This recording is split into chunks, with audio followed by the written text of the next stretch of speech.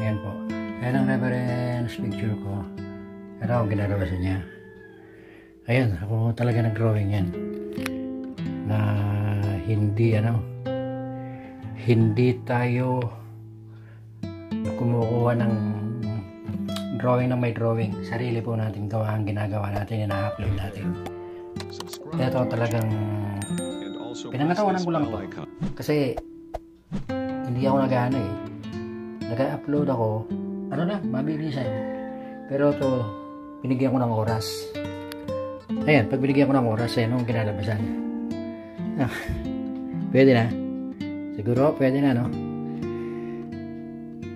Yan, binigyan ko talaga ng time yan na nag-effort ako ng time. Pero ano lang naman. Isang oras kalahati lang. Dati kasi pag nagdo-drawing ako, wala man 10 minutes, 20 minutes, tinatapos ko. Mabilisan. Hindi ko na kinukuha bang mga detalye, ang details na hindi ko na inaano, lahat. Ito, ultimong maliliit na kinuha ko na mga detalye para marunong naman talaga ako mag-drawing, kaya lang pa ayan, inaano ko lang, pag-upload lang kasi mabilisan.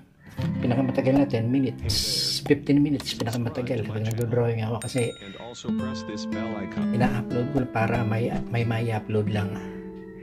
Pero sabi ni Boss Joboy TV, ayusin ko daw ito. Ito Boss Joboy, medyo inayos ko, nagbigay ako ng effort dito. Kaya ang kinalabasan niya. Sige po, maraming salamat. Thank you so much. Sana po magustuhan nyo. Thank you. Until next time.